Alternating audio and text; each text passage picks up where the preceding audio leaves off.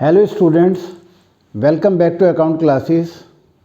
आज की इस वीडियो में हम आपको टोटल फिक्स कॉस्ट के बारे में बताएंगे कि टोटल फिक्स कॉस्ट क्या होती है।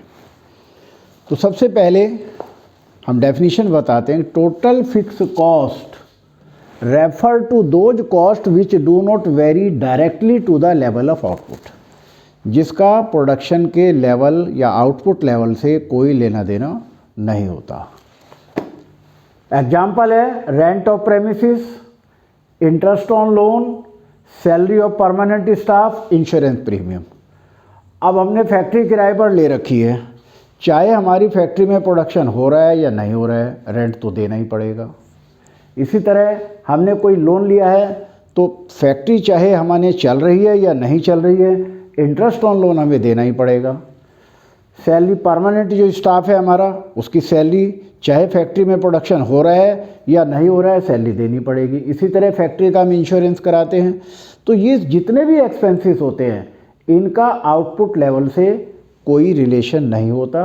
ये फिक्स नेचर के होते हैं, चाहे फैक्ट्री में प्रोडक्शन हो रहा है या नहीं हो रहा है। मान लिया ये टोटल फिक्स कॉस्ट शेड्यूल हमने बनाया, तो इसमें 0, 1, 2, 3, 5 यूनिट्स का प्रोडक्शन है और हमारी टोटल फिक्स कॉस्ट मान लिया 12 रुपये। तो चाहे 0 है प्रोडक्शन तो भी 12 ही रहेगी, प्रोडक्शन बढ़कर 1 हो गया तो भी 2 यूनिट का प्रोडक्शन किया तो भी 12 रुपये होगी। इस तरीके से ये 12 ही रहेगी। तो टोटल फिक्स कॉस्ट में total fix cost incurred fix factors like machine, land, building that can not be change, जो कभी चेंज नहीं होते in short run. The payment of those factors remain the fix irrespective of level of output. Fix cost remain the same whether output large और even at 0। चाहे production बड़ा है, ज़्यादा हो रहा है या 0 है, फिक्स कॉस्ट कभी नहीं बदलती है। तो शेड्यूल के बाद अब हम फिक्स कॉस्ट कर्व को ड्रॉ करेंगे। तो एक्स एक्सिस पर हमारा आउटपुट इन यूनिट्स है और वाई एक्सिस पर हमारा टोटल फिक्स कॉस्ट है।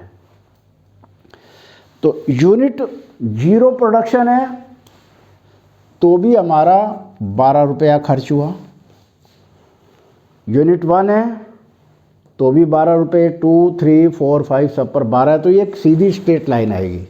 तो हम कह सकते हैं कि total fix cost is parallel to X axis. ये एक्स एक्सिस के पैरेलल होती है, ये एक सीधी स्ट्रेट लाइन में जाती है। तो total fix cost is horizontal straight line parallel to X axis showing the total cost remain the same at all level of production even at 0। चाहे हमारा यूनिट 0 है या हमने यूनिट ज़्यादा प्रोड्यूस की है तो भी हमारी फिक्स कॉस्ट सेम ही रहती है। तो आज की वीडियो में हमने आपको फिक्स कॉस्ट के बारे में बताया।